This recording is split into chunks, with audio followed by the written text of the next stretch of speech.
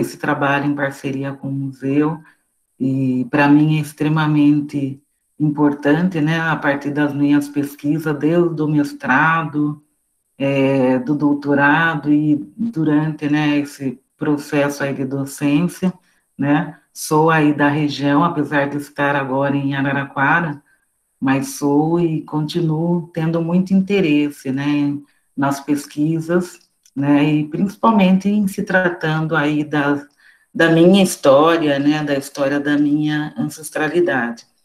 Parabenizo o museu, né, e a Aline e toda a equipe em pensar essa temática, né, também extremamente necessária. Eu acho que esse mês, né, é um mês interessante, importante, em fazermos essa discussão, né, pensando aí no Dia Internacional da Mulher, né, onde se propõe reflexões, né, se propõe produção de conhecimentos, pensarmos políticas públicas para as mulheres, né, e eu fico bastante lisonjeada de dar início a essa discussão, né, eu acho que foi, assim, um privilégio, né, iniciar essa discussão para um grupo, né, tão importante e invisibilizado, né, que a gente tem aí enquanto mulheres negras, né, mas antes de tudo gostaria de parabenizar, né, todas as mulheres presentes, é, e também, né, mostrar aí com essa pequena fala, eu sei que o espaço é curto, né, um pouco do que a gente pode contribuir aí para esse processo, né, de luta e de reflexão aí do Dia da Mulher. E é muito interessante essa questão da discussão no território de Itu, né, e eu falo do território de Itu ampliando, né, esse território, eu sou de Salto, e eu sei que tem muita coisa, né, nessa região aí de Salto, de Itu, ainda a ser pesquisado, né, e dada a importância que nós temos hoje, né, com a questão da história oral, da produção de conhecimento da história oral, né, e o museu aí tem um acervo muito rico, né, e espero que vocês consigam, né, entender e conhecer um pouco dessa riqueza, né, e do que ainda tem muito a ser pesquisado, né, nas nossas cidades, principalmente as nossas cidades do interior, nós ainda temos aquelas fontes, né, que representam apenas uma parcela da população, ou uma pequena parcela da população, né, que é formada pela elite. Então, faltam muitos estudos ainda sobre a questão da mulher, sobre a questão dos trabalhadores e trabalhadoras, né, sobre a questão da mulher negra, né, que é o foco da minha fala de hoje, né, sobre a cultura e a história, né, negra e indígena. Então, ainda tem lacunas, né, a serem preenchidas. Então, é um convite aí para refletirmos sobre essas possibilidades na nossa região. Eu vou só colocar os slides, que eu vou fazer uma apresentação.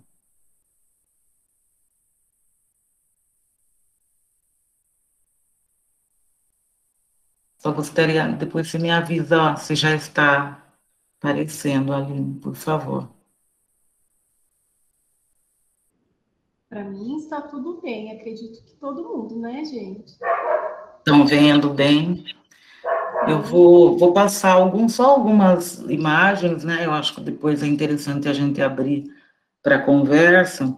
Eu me coloquei à disposição de falar um pouco do projeto que desenvolvemos, né? Aí em 2008, né?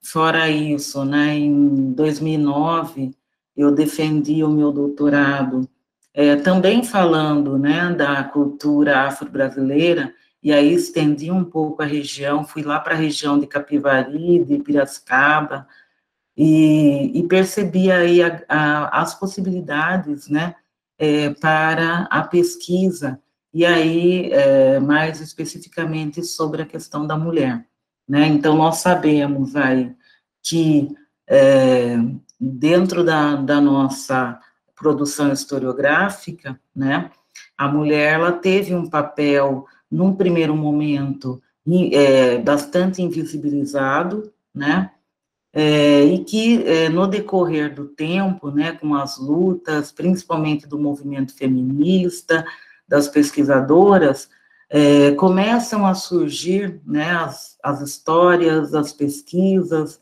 né, sobre as mulheres. Mas, no tocante à questão da mulher negra, a gente ainda tem um pouco conhecimento, né, ou poucas histórias contadas, né. Então, a primeira pergunta, né, que eu gostaria de começar, né, a minha fala, é mostrar esse sentido, né, qual é o sentido dessa data para a mulher negra, né. Então, quando a gente fala no 8 de março, né, ou 25 de junho, ou Dia da Consciência Negra, né, que sentido tem para esse grupo de mulheres, né, que temos no Brasil, né, e que representam aí mais da metade da população brasileira, né. Então, para nós, o sentido de refletirmos, né, e de falarmos sobre essa data, vai além de uma simples reflexão, né? A proposta é pensarmos, né, em maneiras de resolvermos essas problemáticas, né, que envolvem a questão da invisibilidade, que envolve a questão da falta de representatividade, né, que mesmo com os avanços que nos últimos anos, né, conseguimos, ainda temos presente essas lacunas. E eu trago, lógico que eu não vou entrar em detalhes, mas um pouco do que nos revelam, né, os dados em relação à mulher negra. Então, a mulher negra, ela ainda está na base da pirâmide social, né, quando a gente analisa as oportunidades no mercado de trabalho, a questão salarial, né, e a gente tem também aí os dados que apontam, né, que a mulher, ela tem um ganho de até 4 vezes menor, né, em relação ao salário dos homens brancos, né, e a gente vê ainda um grande número, né, de mulheres negras, né, que são pilares, né, nas suas casas, e que não têm a carteira assinada, não têm os direitos, né, também, ainda os dados, né, nos revelam, apesar das mudanças, da aprovação das cotas, né, ainda é um grupo, né, que tem pouco acesso à escolarização, né, que se mantém, que sofre, né, as consequências das deficientes políticas de saúde pública, né, a grande maioria das mulheres negras não tem, né, condições ou não tem uma definição de políticas públicas, né, principalmente em relação à sua saúde, né. A questão da violência obstétrica, né, que é uma discussão que está bastante presente hoje nas pesquisas, né, que mostram que toda aquela ideia da mulher negra ser uma mulher forte, né, e que aguenta todos os problemas, né, se refletem lá no seu tratamento, né, enquanto mulher grávida, né, e até a grande incidência de partos normais ou de mortes, né, em relação a esse grupo. Também, né, uma grande incidência em relação à violência doméstica, né, e os estereótipos na sua representatividade, né, ainda a gente tem essa visão preconceituosa, né, estereotipada da mulher negra, né, e eu vou começar trazendo aqui, né, um pouco da fala, uma citação da Grada Quilomba, né, que é uma historiadora portuguesa, onde ela vai falar do efeito da máscara do silêncio, né, que atinge aí esse grupo. Então, ela fala que a máscara suscita muitas questões. Por que a boca do sujeito negro deve ser presa? Por que ela ou ele deve ser silenciado? O que poderia dizer o sujeito negro se sua boca não fosse selada? E o que o sujeito branco deveria ouvir? Há um medo apreensivo de que, se o sujeito colonial falar, o colonizador terá que escutar. Ele e ela seria forçado a um confronto desconfortável com as verdades dos outros, verdades que foram negadas, reprimidas e mantidas em silêncio, como segredos. Eu gosto dessa frase, quieto, na medida em que é forçada. Essa é uma expressão das pessoas da diáspora africana que anuncia como alguém está prestes a revelar o que se supõe ser um segredo. Segredo como a escravidão, segredos como o colonialismo, segredo como o racismo, né? E aí eu trago a experiência, né, que nós temos hoje enquanto pesquisa, né, eu acho que tem muito a ver com essa teoria decolonial, né, com essa possibilidade de quebrar os silêncios, né, com essa possibilidade de dar voz aos sujeitos, né, e trazer a sua representatividade, construir o seu processo de identidade, né. Então, ela vai falar, e aí a citação também da Djanira Ribeiro, né, onde ela fala o lugar da fala, né, então, o que, que significa esse falar e escutar? Então, ela fala, precisamos falar.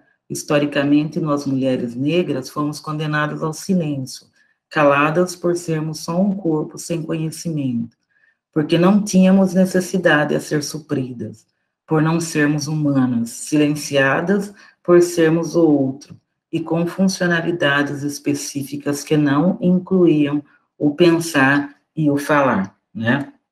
E, infelizmente, até hoje, né, a gente vê um pouco, muito, aliás, reflexo, né, dessa concepção, né, do silêncio e da invisibilidade, né, da mulher que não teve importância na história e que não tem, né, a sua história, a sua experiência reconhecida, né.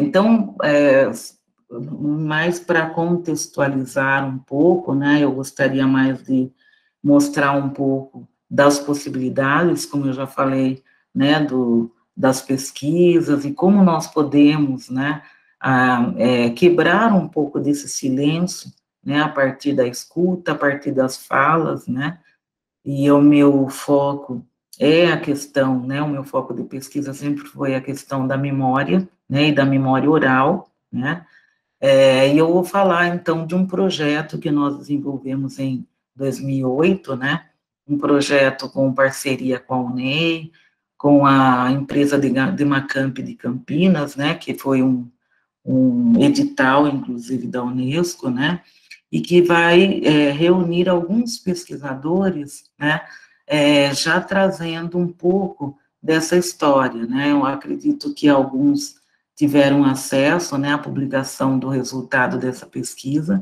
que foi um livro também publicado em 2008, mas que nos mostrou, né, um pouco ou muito, né, de como nós podemos reconstituir a história, né, dos afro-brasileiros de Itu e região, a partir da memória e a partir da oralidade, né.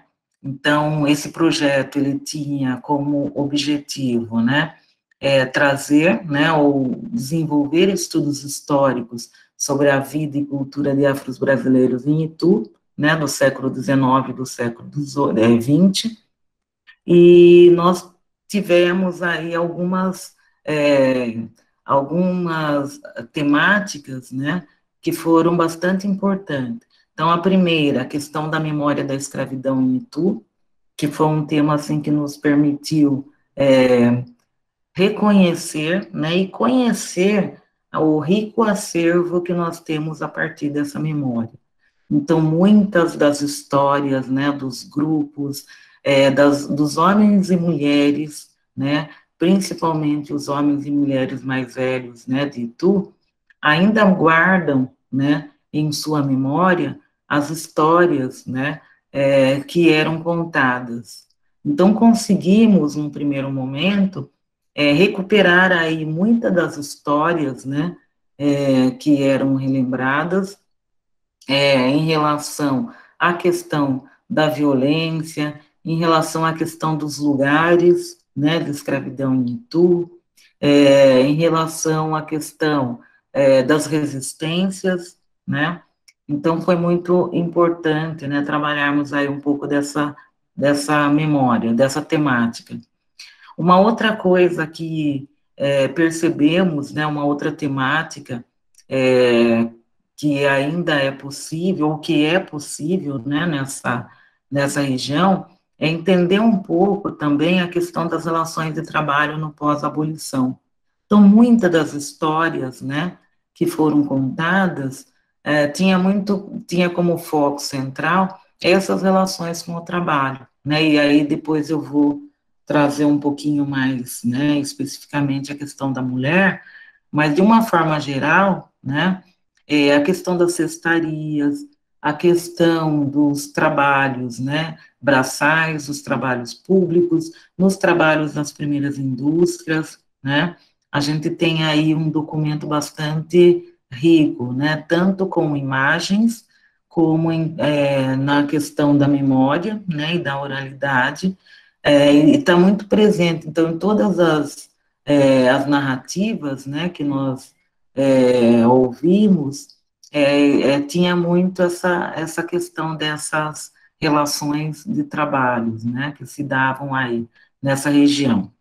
Uma coisa que também é uma temática, né, é, importante, né, para esses grupos, são as diversas experiências religiosas, né, então os agrupamentos, a resistência que os grupos tiveram, mesmo no período da escravidão, então a gente encontramos, né, lá na paróquia São Benedito, uma ata, né, onde alguns escravizados, né, faziam doações, né, e acredito que havia aí uma irmandade bastante forte, né, e que foi possível aí pensar, inclusive, nas alforrias, né, de alguns grupos, a procissão de São Benedito, né, que é muito significativo, né, para a população negra de Itu, e que sempre aparecia também nas memórias, né, nas histórias contadas, né, e a gente tem também grupos, né, e que mantém a religiosidade de origem de matriz africana, né, e que também não ouvida, né, ou que não tem muitos estudos aí nessa região. Então, a gente sempre tem aquela ideia de que é uma região, né, habitada ou que prevalece uma cultura europeia, né, e uma religiosidade ocidental, cristã, mas nós temos grupos, né, fortes e que mantêm a religião de matriz africanos, né? E a questão das vivências e lazer, né, que exploramos também um pouco quando desenvolvemos aí esse projeto, principalmente a presença aí dos clubes negros, né, no período pós-abolição, a questão dos carnavais, né, da participação desses grupos nos carnavais,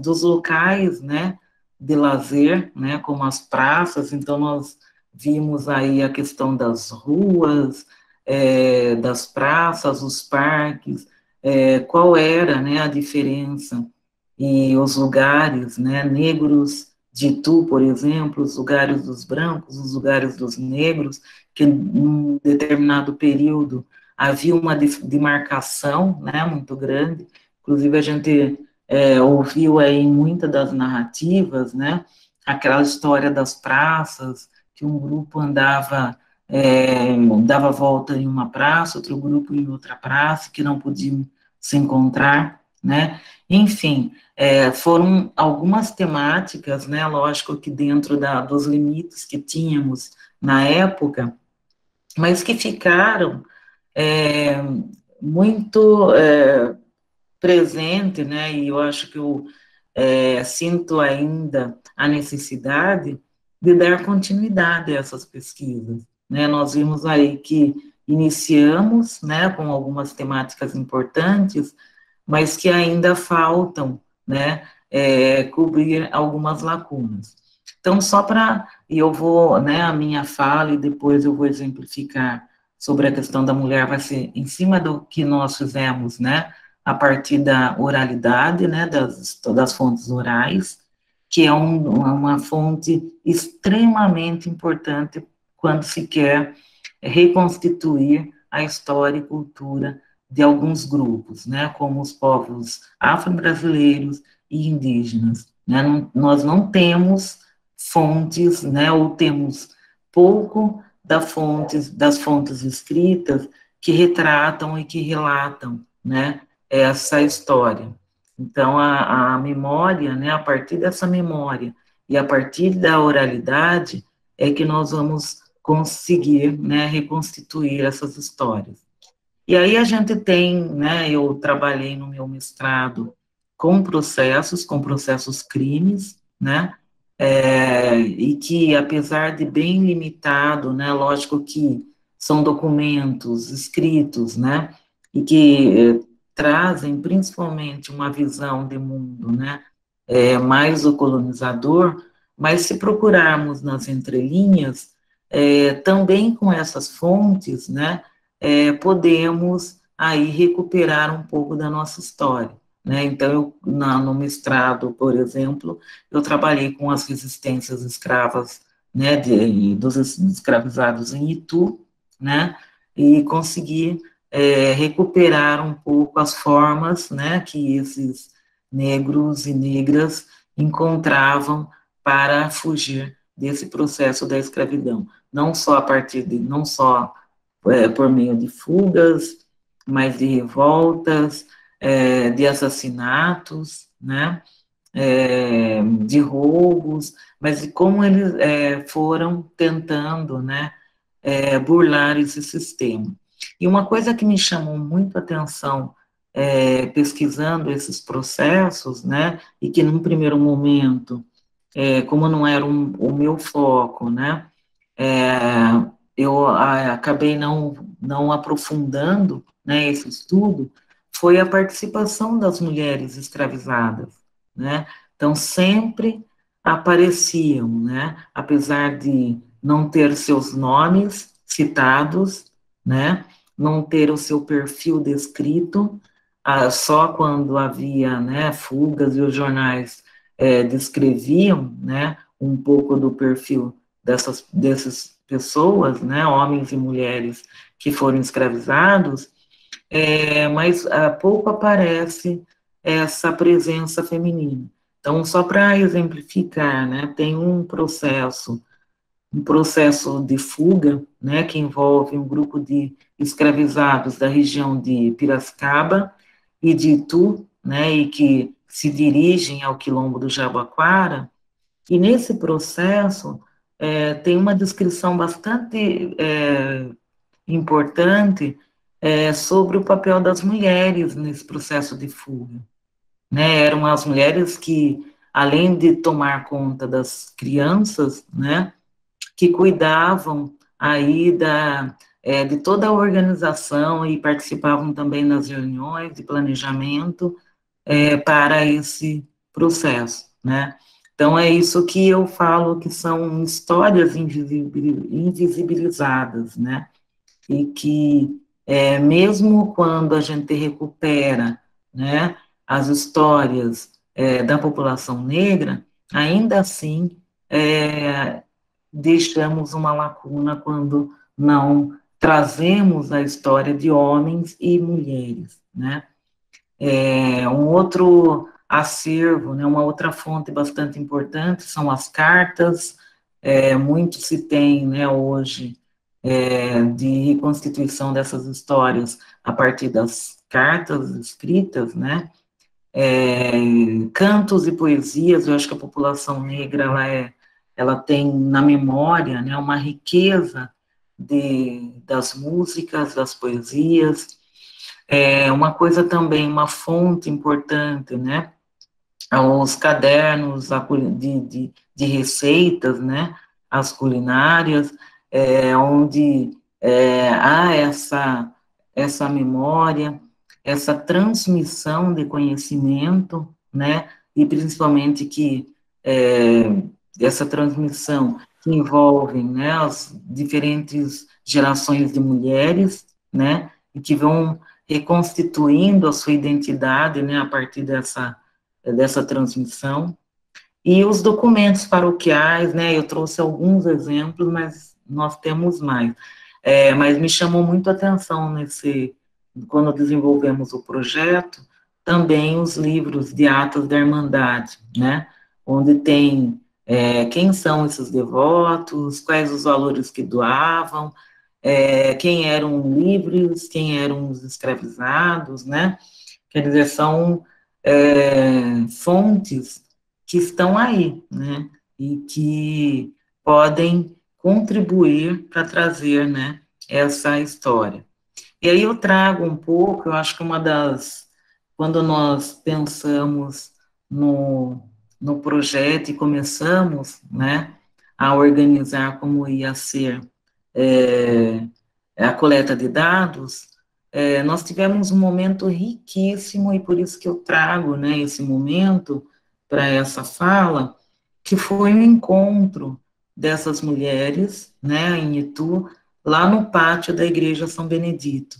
Então, no primeiro momento, queríamos, né, fazer um levantamento aí dos dados, das memórias, das experiências, né, para depois ampliarmos, né, a nossa pesquisa.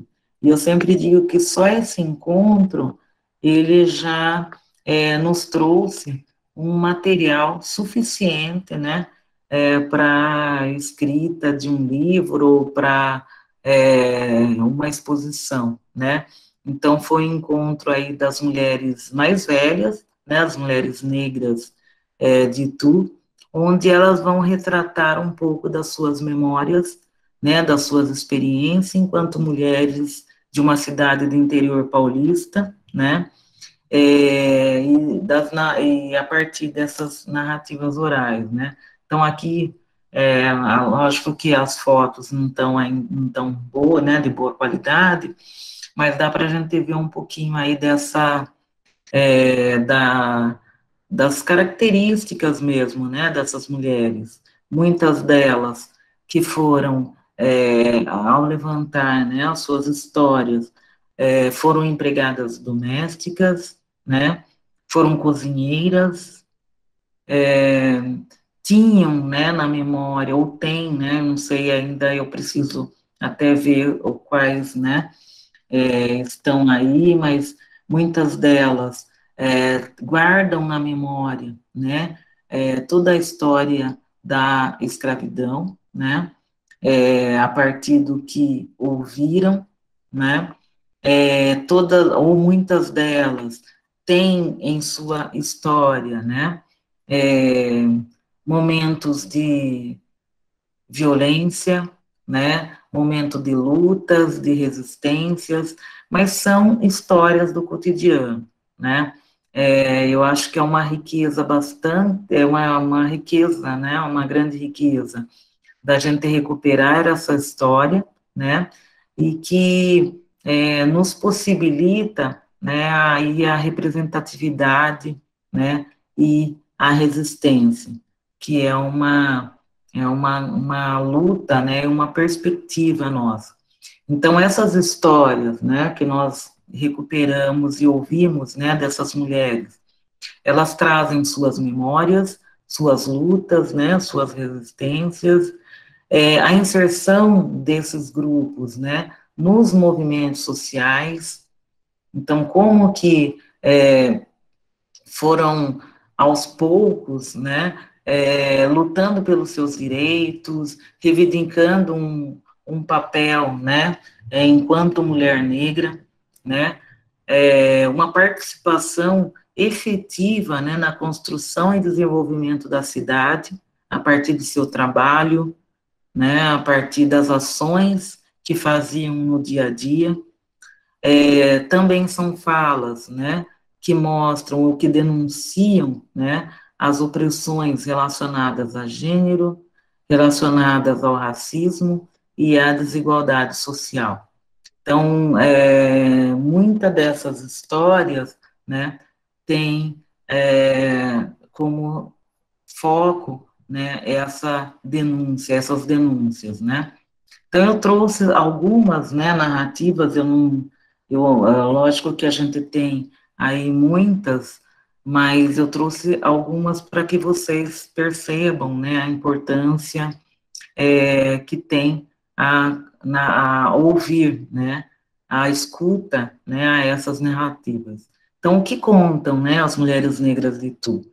Nessas narrativas, as mulheres contam de sua luta no local de trabalho, muitas enquanto empregadas domésticas, lavadeiras, cozinheiras, doceiras, que iniciavam quando crianças e tinham a responsabilidade de sustentar a casa e, mais tarde, os filhos. Então, relatos de mulheres que começam crianças, né, com 10 anos, 9 anos, né, a serem empregadas domésticas, a serem cozinheiras, serem lavadeiras, né, e que ajudavam no sustento da casa. E muitas continuaram, a grande maioria, a sustentar as suas casas e os seus filhos, né. A entrada no trabalho era muitas vezes antecipada pela alteração que se fazia nos documentos de registros de nascimentos. Aí é um relato, né, de uma das mulheres, e que me chamou muito a atenção, e que não foi a única, né, onde ela vai falar, meu pai registrou nós num bolo, num só bolo, só registrou minha irmã, minha mãe, não, aliás, vou voltar, desculpa. Meu pai registrou nós num bolo só. Registrou minha irmã, meu irmão, tudo num bolo só. Então foi pondo idade para eu entrar na fábrica. Porque eu fui pedir um lugar na fábrica e eu não tinha 14 anos. Então tinha que ter 14 anos para entrar na fábrica. Aí ele registrou todo mundo, né? Então, é uma das falas, né, e que mostra muito da realidade, né, de muitas das meninas negras, né, que tiveram aí até os seus registros falsificados para que entrassem nas fábricas antes dos 14 anos, né. Então, e foi muito interessante isso, que quando uma delas, né, começa a narrar, muitas outras, né, acabam se identificando nessa mesma situação, né. Então, também o trabalho infantil, né, como eu já falei, aparece em quase todas as narrativas, né, uma delas conta que seu pai fazia apostas em seu nome para ver quem carpia um trecho mais rápido. Não recebia nada e não sabia quando seu pai recebia com a aposta. Aí é um relato também, né, de uma senhora que diz que com 10 anos, né, ela começa a fazer o trabalho de roça, né, e que era um hábito, né, do seu pai e de alguns outros homens apostarem, né, com as suas filhas, né, de quem conseguia carpir mais, um trecho maior na roça, né. Aparecem relatos de trabalho sem reconhecimento de direitos e mínimas condições de trabalho, até nas indústrias, né, as primeiras fábricas de Tu, então muitas falam que não eram registradas, né, que depois tiveram dificuldade na aposentadoria, porque não tinham uma documentação, alguns relatos, né, de trabalhos descalços, né, de irem trabalhar, crianças iam até com os pés descalços, né, relatos de violência e sofrimento, né, ouvimos um relato, né, que conta que seu pai casou-se com sua mãe, que era viúva por vontade dele, e que não aceitava os 3 filhos que ela tinha do outro casamento, e relata uma situação de medo constante e sofrimentos, né? Então, de homens, né, que iam até o sítio e queriam casar e traziam, né, as suas mulheres como suas esposas, né, que não aceitavam os filhos, né, principalmente quando elas eram viúvas ou tinham outros filhos, e que eram bastante violentos, né, com a família. E aí uma coisa também que chama bastante atenção é essa questão da escola, né? Muitas falam que não tiveram acesso à escola, né? Primeiro porque havia a ideia e a questão, né, muito do machismo, né? E até achei interessante a frase de uma delas, né, quando elas falam que o pai, né, repetia o tempo todo, mulher não se manda aprender, só aprende o que não é preciso, né, quer dizer, era uma justificativa para que não mandasse as mulheres para a escola. E, ao mesmo tempo, aquelas que tiveram o contato, né, ou as condições de frequentar uma escola, relatam as dificuldades que tinham, né, e os preconceitos e violência que enfrentavam dentro das escolas, né? Então, são relatos de discriminação, preconceitos, né? E que, em muitos dos casos, acabou resultando num abandono dos estudos, né? E aí, só para, né, eu acho, para fechar, eu quero abrir, né, para a gente conversar, de destacar, então, a importância dessas narrativas, né? Eu trago uma citação da Chimamanda, que é uma escritora nigeriana, né? E ela fala eu acho que muitos conhecem, é um vídeo, né? Uma palestra dela do perigo da história única, e que eu acho que cabe quando a gente fala das questões da história da mulher, e principalmente da mulher negra, né? Que quando nós rejeitamos uma única história, quando percebemos que nunca há apenas uma história sobre nenhum lugar, nós reconquistamos um tipo de paraíso, né? Então, são formas, né, de encontrarmos aí a nossa identidade, né? As nossas experiências de vida, e a nossa escrevivência, né? Citando aí a Conceição Evaristo, que fala da escrevivência e da necessidade dessa escuta, né? Bom, eu vou parar por aí, eu acho que já temos, né, já passei até um pouco do tempo da fala, eu gostaria de ouvi-los, né, um pouco. Flávia, você quer perguntar? A Flávia Jaqueline já tem pergunta. Vamos, Flávia Paiva.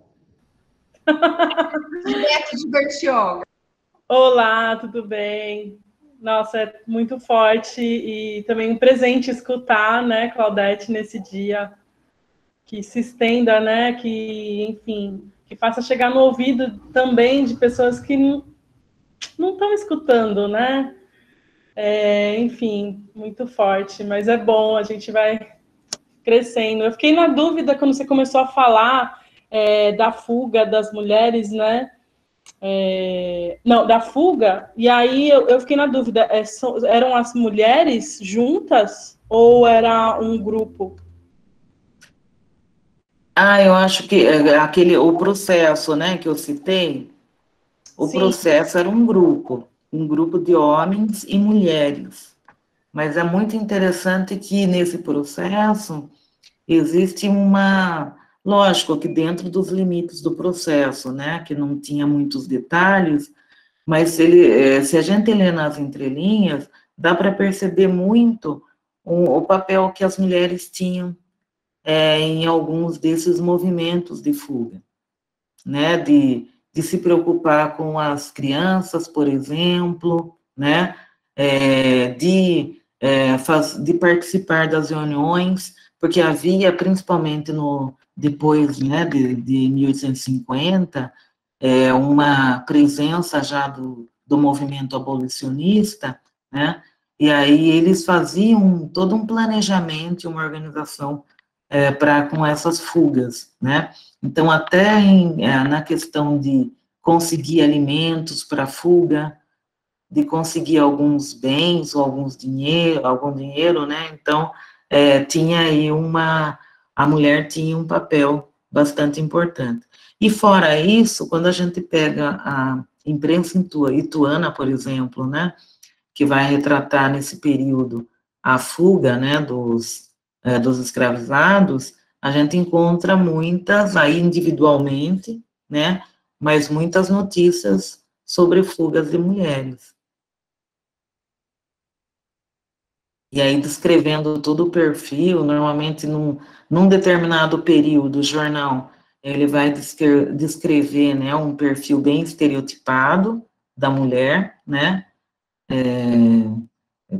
destacando as cicatrizes, né, falando da sua aparência, e aí quando os jornais passam a aderir, né, ao movimento abolicionista, a gente já vê um outro conteúdo, né, nas notícias, daí ressaltando a violência, justificando, né, algumas das fugas, mas sempre com a presença de mulheres.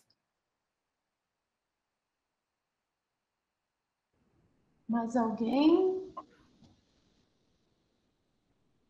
Claudete, eu tenho. A gente não pode perder muito tempo.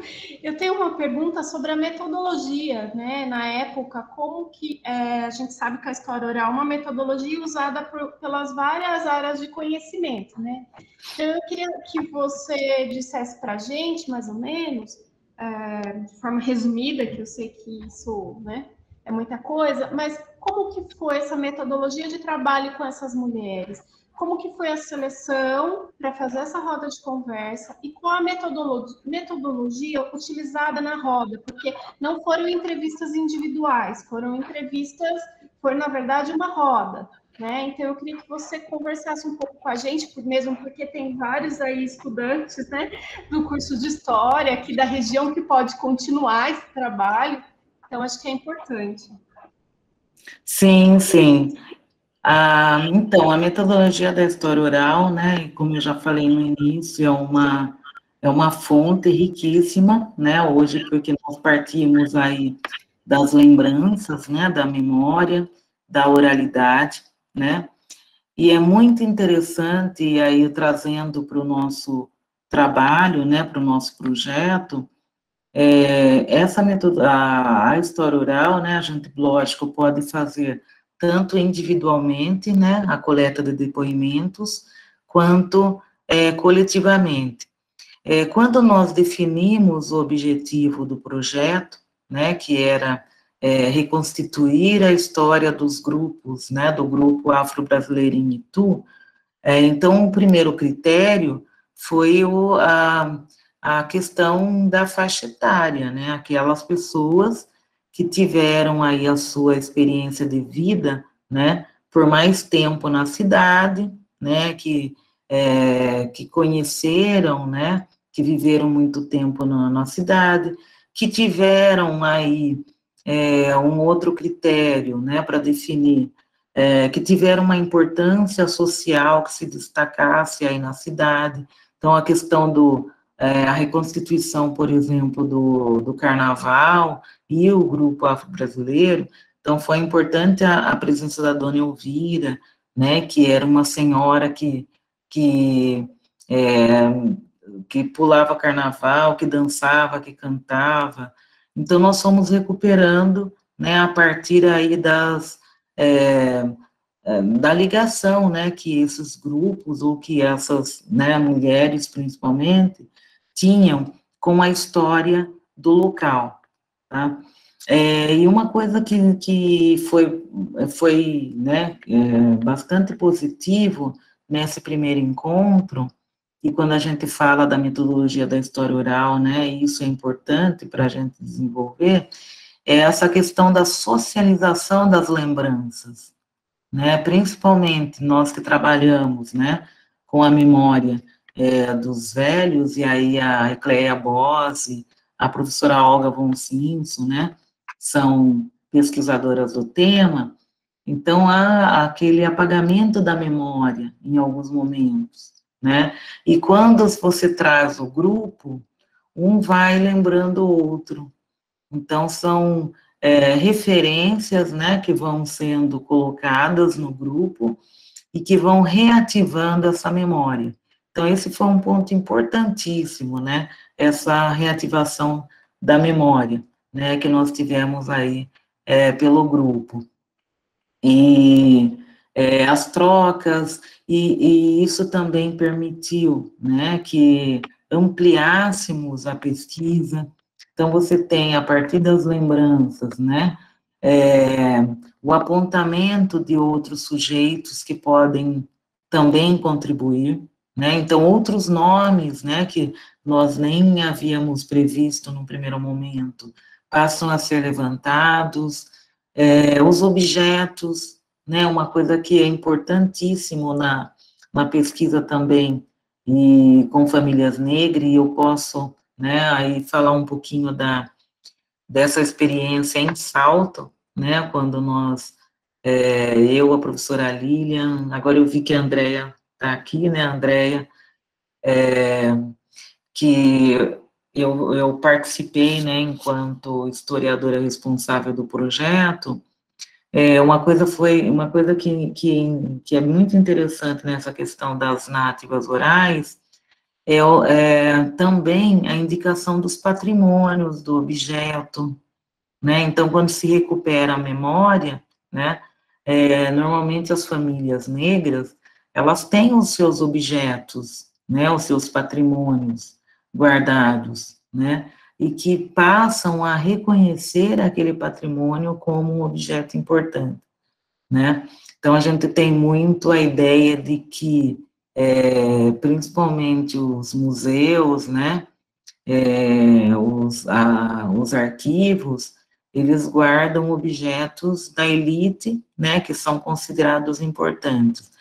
Mas quando a gente começa a desenvolver um trabalho como esse, as pessoas passam a reconhecer a importância dos seus objetos, né? Então, os instrumentos de percussão que eram guardados pelas famílias, como eu já falei, uma coisa que é importante, que as receitas que estão na memória, né, as receitas que depois passam a ser escritas e são deixadas, né, de geração para geração.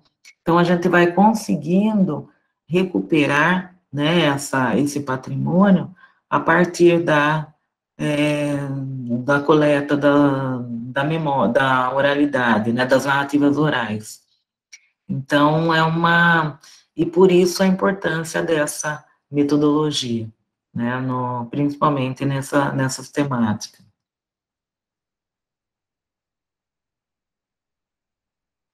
Mais alguém tem alguma pergunta, alguma consideração, gente? Aproveita. Daqui a pouco a gente já vai finalizar, então aproveita.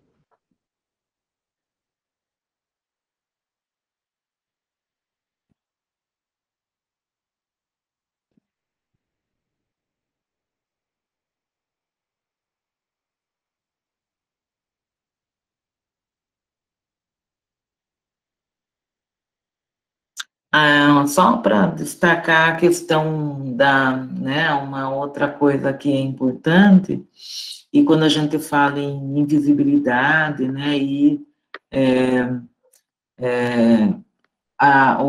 o reconhecimento, né, e a representatividade da mulher, né, a necessidade do reconhecimento e representatividade, uma outra fonte que é bastante importante é a fonte imagética, né, de trazer, né, essa visibilidade, né, da mulher, da sua forma de vestir, da sua forma de se pentear, né, do seu cabelo, é, do seu, né, do seu jeito de ser, né, é, do jeito de viver.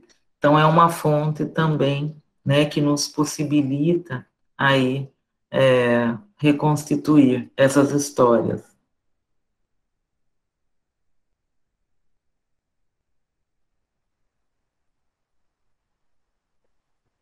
Mais alguém?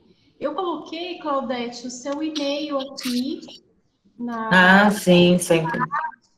né? Porque vai que alguém queira fazer mais alguma pergunta ou enviar alguma coisa para você. E assim, mais alguém, gente?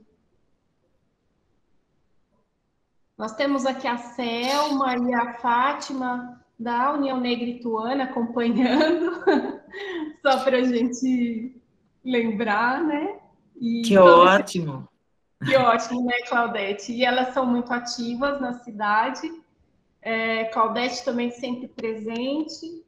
E a gente agradece muito sempre, né, Claudete? Porque as suas aulas com as nossas parcerias sempre são assim incríveis e os encontros são muito produtivos. Os professores depois sempre estimulam, né, os seus alunos para a busca dessas memórias no território.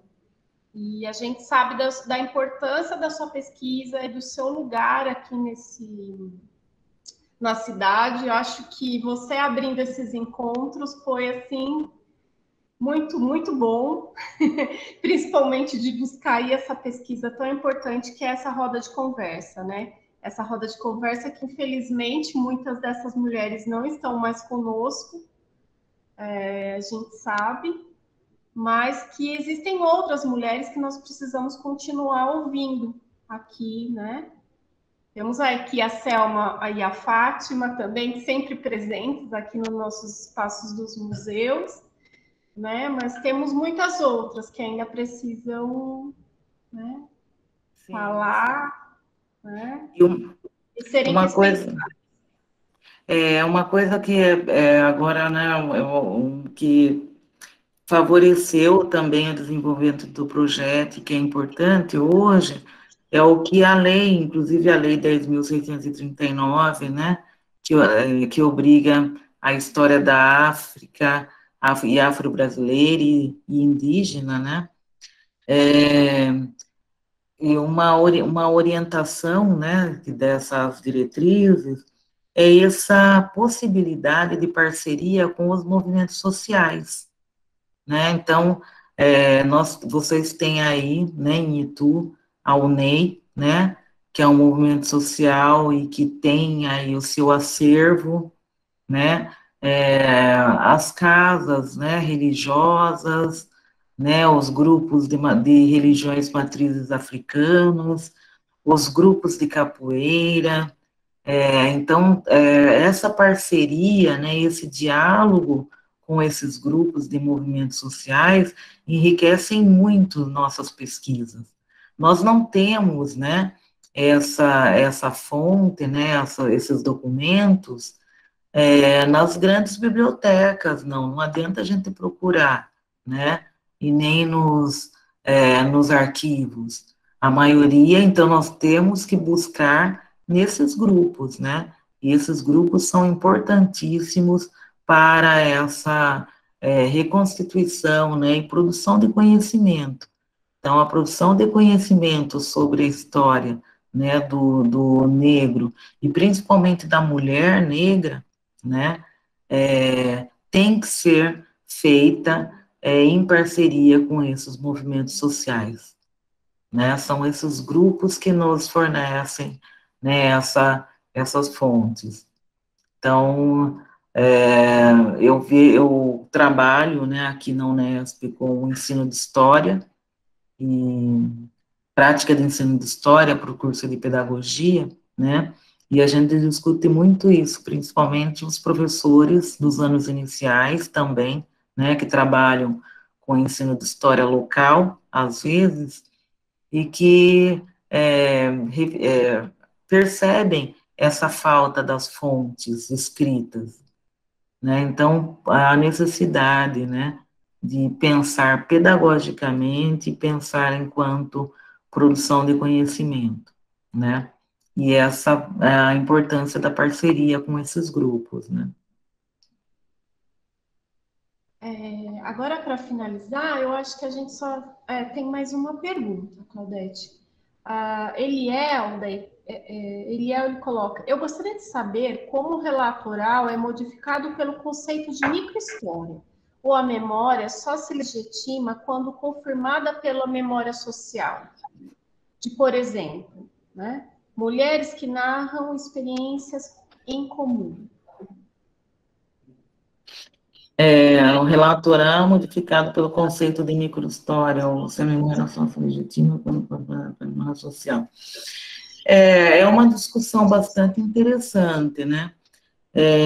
O relato oral, a microhistória, né, ela vai enriquecer o que a gente chama da história oficial, a história geral, né, ou a macrohistória, né, então, ela é legítima quando ela representa aquele local, aquele grupo, né? Lógico que quando a gente fala em história, a importância da contextualização, né? Da definição de sujeitos, mas ela é legítima, né? Ela representa aquele determinado grupo naquela determinada região, né? E que pode ser, né, colocado aí em diálogo com o mais geral, né? Então, há toda uma discussão, inclusive, né? E a gente enfrenta ainda muitos desafios, muitos preconceitos, quando a gente fala da memória, né? Inclusive, o Portelli, né, Alessandro Portelli, tem um texto bem interessante que ele fala por que a memória e a oralidade é diferente, né? O que ela se difere de outros documentos, de outras fontes, né? E aí ele vai mostrando a riqueza, né?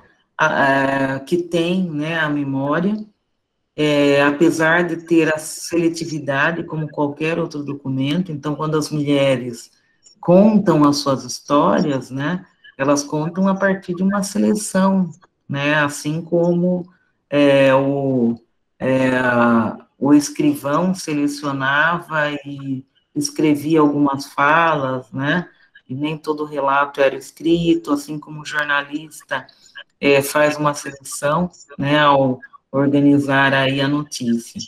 Mas ela é legítima, né, a partir do momento que ela representa aquele grupo, mesmo que limitado, né, aquele espaço, ou aquele território.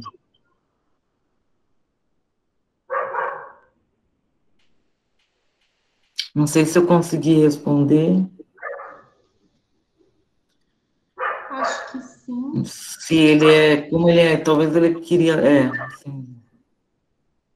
E, Claudete, eu deixei o seu e-mail, então, se você quiser deixar um recado para que as pessoas entrem em contato, conheçam os projetos que você desenvolve aí na Unesp, e tu também, porque você sempre está por aqui, né? A gente está nesse contexto, então a gente não está se vendo, mas você é muito querida aqui nesse território, todo mundo, né, que pesquisa, conhece a Claudete.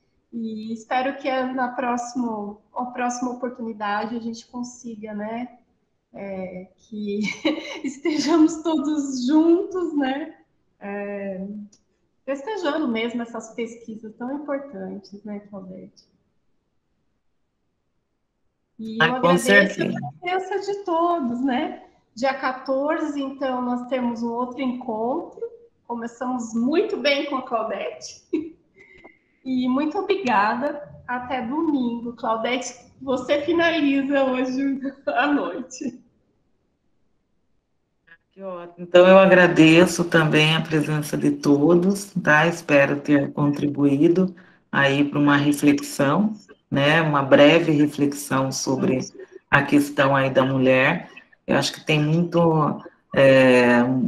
muito ainda a ser, né, pesquisado, muitos documentos, né, e que todos que se interessem, né, são bem-vindos a participar, né, dessa luta. Na realidade, é uma grande luta que fazemos aí para o nosso reconhecimento, tá? Então, eu agradeço, né, agradeço a Aline pelo convite, né, e a todos que ficaram e me ouviram.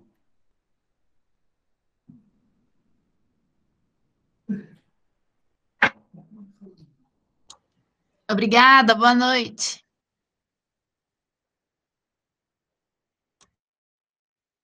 Boa noite, estou à disposição, tem aí o meu e-mail, né, quem quiser tirar alguma dúvida, né. Obrigada, Claudete. Boa noite. Obrigada, Aline. Oi, Fátima. Oi, Selma. Tudo Oi. bom?